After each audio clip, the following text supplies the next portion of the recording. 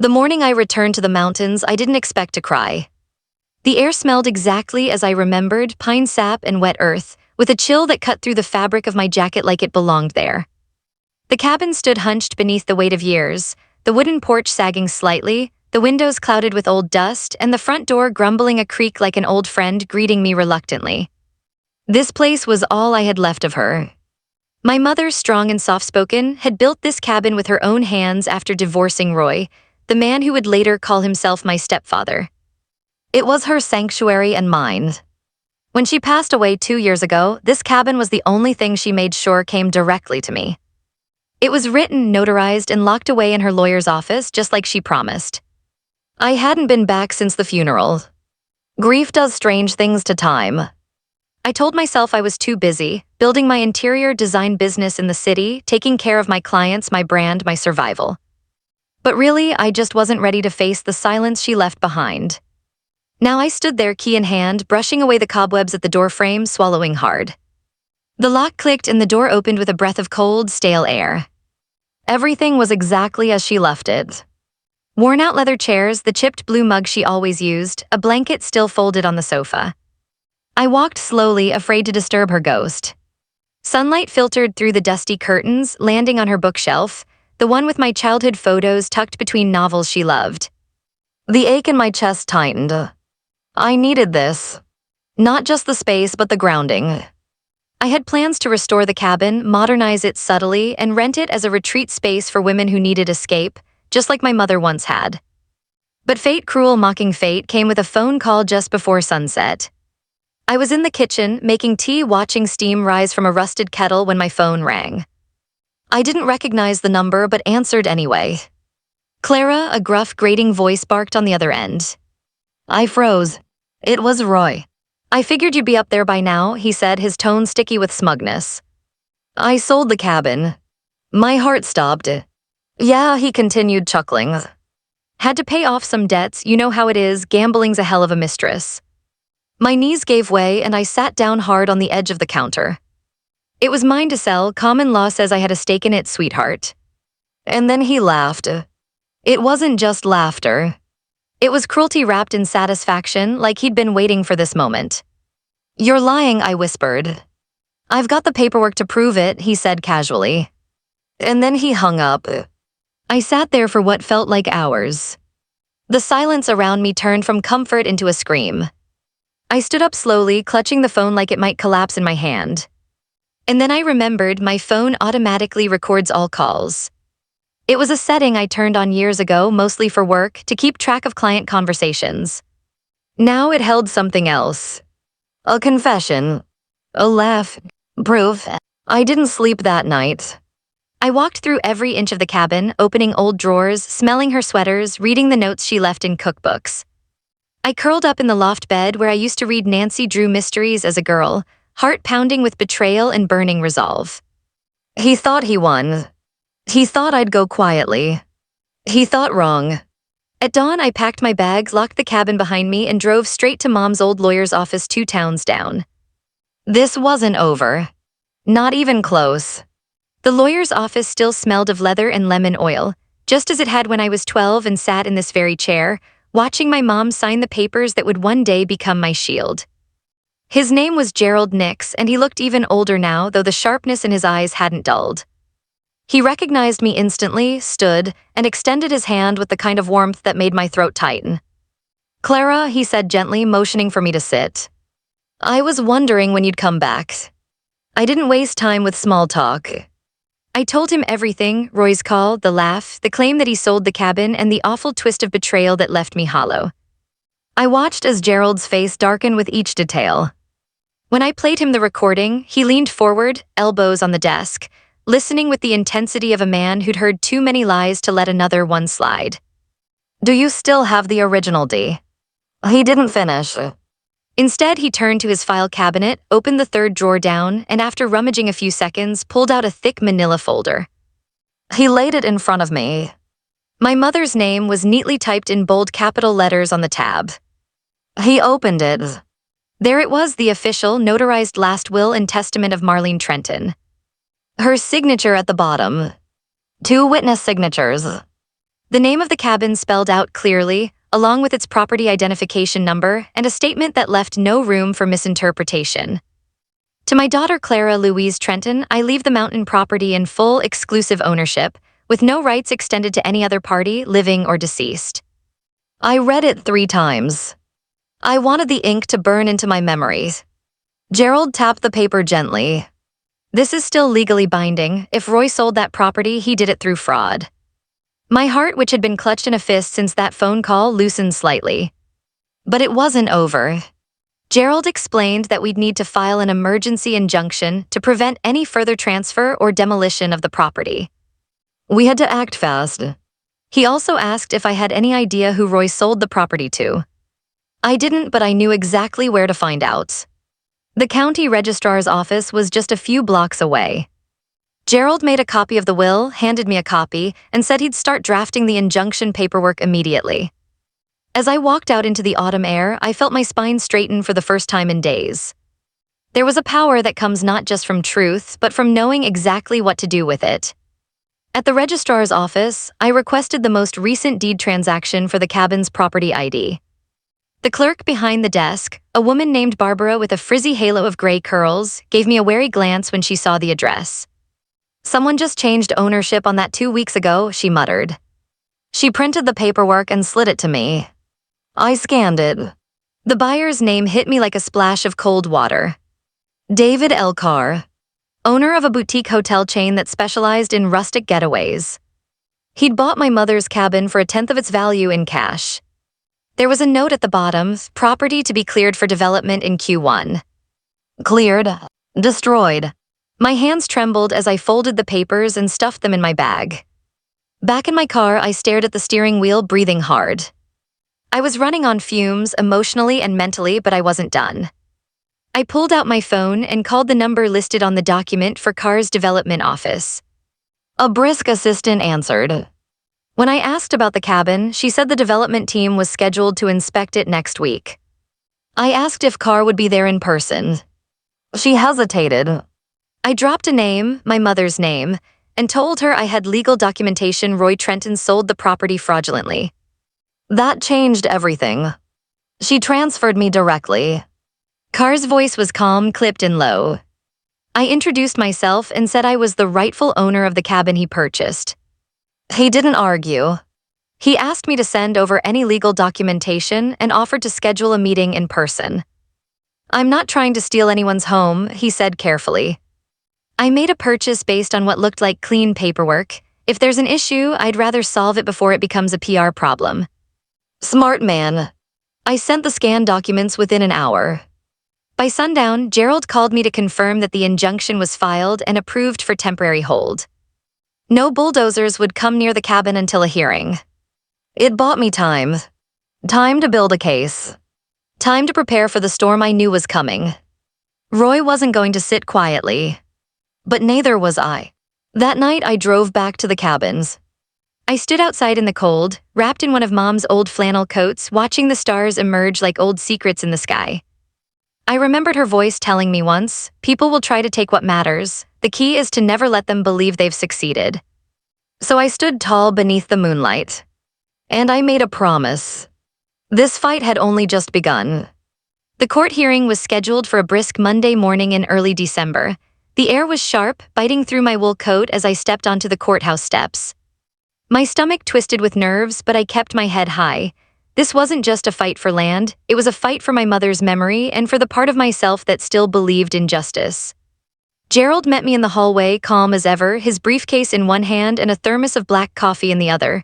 You ready for this? He asked with a quiet confidence that steadied me. I am now, I replied, and we walked into the courtroom together. Roy was already there, sitting next to a sleazy-looking attorney who had the arrogance of someone who liked to win on technicalities. He didn't look at me, but I felt his eyes on me, the weight of his disdain pressing like a stone against my chest. The judge entered, a woman in her 50s with silver streaks in her hair and sharp eyes that missed nothing. She wasted no time, calling the session to order and asking both sides to present their opening remarks. Roy's lawyer went first. He spun a story of misunderstanding and familial grief, painting Roy as a well-meaning man overwhelmed by the complexity of estate affairs. It was a performance. one laced with half-truths and carefully framed omissions, but a performance nonetheless. Then it was Gerald's turn. He stood smooth and steady and spoke with a quiet fire. He laid out the facts, citing the will, the notarized documents, the letter from the hospice nurse, and then he played the recording. Roy's voice filled the courtroom, clear and mocking. I sold the cabin, had to pay off some debts. Gambling's a hell of a mistress. The laughter that followed made several people in the gallery shift uncomfortably. Even Roy's own attorney looked briefly horrified. The judge's face didn't change, but her eyes narrowed. She asked a few sharp questions, to which Roy's lawyer gave stumbling, vague responses. Then it was my turn to testify. I took the stand, swore in, and sat down with my hands clenched tightly in my lap. I spoke slowly at first, walking them through my childhood, my mother's love for the cabin, and the years we spent rebuilding our lives there.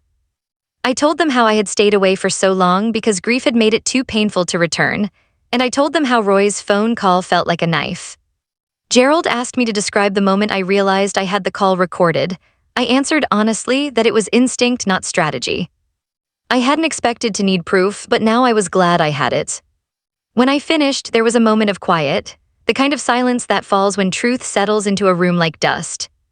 Roy was called next. He swaggered to the stand, visibly annoyed, adjusting his tie like he was preparing for a business meeting. His answers were evasive, filled with deflections. He claimed he thought the will had been superseded by a verbal agreement with my mother.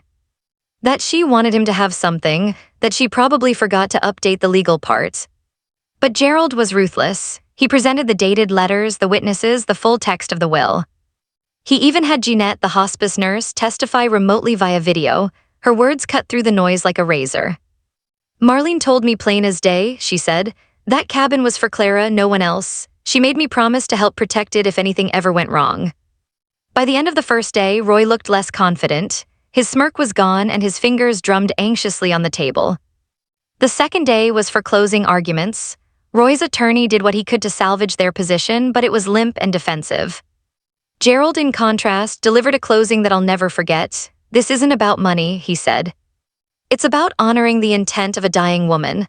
It's about preventing someone from erasing that intent with greed and manipulation. The judge took 2 days to deliberate. Those were the longest 2 days of my life. When we were called back for the verdict, I barely breathed. I held Gerald's arm as we stood before the bench. In the matter of Trenton versus Trenton, the judge began, her voice steady and clear, this court finds in favor of the plaintiff. I exhaled so sharply it almost hurt, she continued. The sale of the property was unlawful. The will is legally binding. Full ownership of the cabin is hereby reinstated to Clara Louise Trenton. My legs nearly gave out. Gerald held me up as we sat. Roy exploded in a tirade as we left the courtroom, shouting about appeals and conspiracies, but no one was listening. Outside, the sky was pale blue and impossibly wide. I stood on the courthouse steps and let the sun touch my face. It was over, not just the case, but the years of quiet resentment, the shadow Roy had cast over my mother's final chapter. I had taken it all back, and now it was mine to protect. I returned to the cabin 3 days after the ruling, this time with new keys in hand and a quiet sense of triumph humming beneath my ribs. The wind welcomed me like an old companion, rustling through the trees and brushing against my cheeks with chilled fingers. The door creaked open as it always had, but now it felt different, like I had re-entered a memory I had earned the right to reclaim. I walked from room to room, touching the walls, running my hand along the shelves, reacquainting myself with the texture of safety. I wasn't just here to visit this time, I was here to begin again. I spent the first few days deep cleaning, sweeping out dust, scrubbing window panes, washing every dish and linen until the place smelled like lemon soap and pine. It was a kind of therapy, a ritual of restoration. I found old photos tucked in drawers, yellowed with time, one of Mom and me in snow boots, grinning with red noses, holding mugs of cocoa. Another, older one, of her standing in front of the unfinished cabin with a hammer in hand, wearing overalls and stubborn pride. I framed that one and put it on the mantel. The nights were hardest, quiet pressed in from all sides, and with it came the familiar ache of grief. But it no longer felt like drowning. It felt like sitting beside a fireplace in silence, letting sorrow breathe beside me. I started journaling again, something I hadn't done since Mom passed. Each entry was a letter to her, telling her what I was doing, what I was fixing, what I was learning. One night I wrote, "You were right, Mom, people will try to take what matters, but they'll fail because you gave me more than a cabin, you gave me roots." Spring arrived in flickers. The snow melted into soft mud, the trees began to bud, and robins returned with their urgent morning songs. I hired a contractor to repair the porch, which had begun to sag dangerously. A woman named Linda, whose crew treated the place with care and quiet respect. We talked over coffee every morning before the crew started. She told me about her own mother, about growing up in the hills nearby, and how much she respected what I was trying to do. I told her the truth, that I wanted the cabin to be a place of healing, not just for me but for others. Linda nodded. Then it already is, she said. By June, the repairs were done, and I turned my attention to the inside. I painted the living room a warm pale green. I refinished the kitchen cabinets and reupholstered the couch. Piece by piece, the house transformed into something new that still carried the echoes of the old. My mother would have liked that balance. I planted a small garden behind the cabin, tomatoes, basil, and sunflowers. Each morning I watered them and whispered updates to Mom as if she were kneeling in the soil beside me. It was silly and sacred all at once. One afternoon, I received a letter in the mail from David Carr. He wanted to donate a small grant to help me start the women's retreat I had dreamed about, said he had been following my blog updates and believed in the vision. I sat on the porch that evening with the letter in my lap and tears in my eyes. Some days, it still surprised me how good things could rise from broken ones. Word spread slowly but surely. Friends of Mom S started visiting. A woman named Eleanor, who had taught second grade with her, brought me a quilt Mom had once helped her sew. Another neighbor dropped off a box of books that Mom used to lend out like a library. Each visitor left something behind, a memory, a token, a soft echo. And the cabin became not just mine again, but something more, a vessel of shared grief and resilience. I hosted my first weekend retreat in late July. 4 women attended, strangers to each other, but all carrying something heavy. We cooked meals together, took long walks through the woods, and sat around a fire telling stories. Some cried, all healed a little. On the last morning, as we drank coffee on the porch, one of them turned to me and said, "This place feels like it was built by love." I smiled. It was. By the end of summer, Roy had disappeared from town. No more threats, no more noise. I heard he tried to appeal the ruling, but his lawyer dropped him. The community had turned its back on him, tired of the drama and cruelty. I didn't gloat. I didn't even feel angry anymore. What I felt was peace, the kind of peace that roots you, that holds your feet steady even in a storm. I realized then that revenge hadn't been the goal, restoration was. My mother's name was cleared, her gift was safe, and my own voice, long quieted, was now loud enough to carry. In early September, I added a new sign above the cabin's front door. Trenton's Haven. Visitors pause when they see it, sensing its weight. I just nod and invite them inside. Because this is what legacy really means, not the things we leave behind, but the people who choose to carry them forward. Autumn returned with a soft rustle, golden leaves spiraling down the mountain path like delicate confetti from the sky. The air grew cooler, and each morning carried the crisp scent of wood smoke and pine. Trenton's Haven was now more than a name, it was a living thing. A space shaped by memory, purpose, and quiet transformation. The second retreat filled quickly, 8 women from 4 different states, each bringing her own storm. I watched them arrive with cautious eyes and heavy luggage, but by the second night, laughter floated through the halls. We cooked a harvest dinner together, passing plates and stories, wiping away tears as easily as spilled wine. They brought quilts and candles, journals and photographs, their lives stitched into their suitcases. One woman, Annabelle, sat with me late one evening as the fire died to glowing coals. She told me about her sister, her silence, her ache that wouldn't let go. I listened, not to fix it, but to hold it. That's what this place had become, a container for what others couldn't say elsewhere. Before she left, Annabelle tucked a letter beneath my coffee mug. It read, "Thank you for reminding me there's still light after grief. You gave me more than a weekend, you gave me a map back to myself."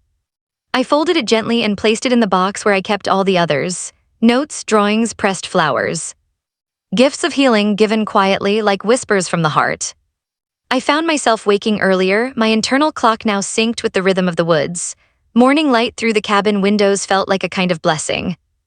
I made coffee, stepped outside, and walked the paths Mom once walked, sometimes barefoot. It helped me feel connected, not to the past, but to the cycle of change she always respected. Roy never showed up again, not physically, not legally. The last I heard, he had moved south, trying to start over in some small coastal town. I let him go without ceremony. Letting go didn't mean forgetting, it just meant not letting his shadow reach into the light I was building. In October, I hosted a small remembrance ceremony for Mom. Close friends, a few neighbors, and past retreat guests came. We lit lanterns at dusk and placed them in the pond behind the cabin. One by one, they floated gently across the water, carrying with them names, wishes, and words unsaid. I said nothing during the ceremony. I didn't need to. The silence said enough. It wrapped around us like the wind through the trees. Later, I sat alone on the porch, watching the last lantern bob in the dark. I whispered a thank you. For her strength, her vision, her belief in me. Winter crept in sooner than expected. A frost covered the garden like a silver veil, and the forest grew still and breathless. I prepared the cabin for the snow, chopping wood, stacking blankets, sealing drafts. It felt like tending to something sacred. One morning, after a long snowfall, I saw deer tracks across the porch, a quiet reminder that I was never alone here. That the land itself remembered, that it welcomed me still. In my solitude, I found creativity again. I began designing spaces for others, virtual consultations from my small desk in the cabin loft. Clients often remarked on the serenity in my voice. They didn't know they were hearing the echo of mountains behind every word. I started writing too, first in fragments, then in chapters. A memoir maybe, or a love letter to resilience. It was slow work but honest, pages stitched with both pain and peace. I dedicated the first chapter to Mom, and the last to the women who helped turn this place into a sanctuary. Not with money, but with presence, with courage. By spring, my calendar was full. Retreats, consultations, calls from journalists wanting to write follow-ups.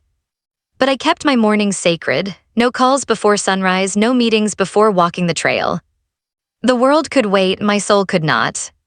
Sometimes, I'd catch my reflection in the cabin windows and barely recognize the woman staring back. She stood straighter, smiled deeper. Carried her scars like medals, not burdens. This journey had carved something out of me, but it had also filled me in new ways, softer ways. One afternoon in April, a woman knocked on the door. She held a faded envelope and wore a nervous smile.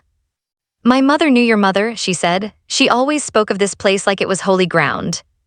I invited her in. She left 3 hours later with a reservation and tear-streaked cheeks. Before she left, she turned to me and said, "You're doing what your mother did, aren't you? Loving people back to life." I nodded because yes, that's exactly what I was doing. And some days I felt her hand on my shoulder as if to say, keep going. So I did. Not for revenge, not for recognition. But because every time someone walked up that mountain road with broken pieces, I wanted them to leave with something whole. Not fixed, just seen. And that, I finally understood, was the gift she left me. Not just a cabin, but a calling.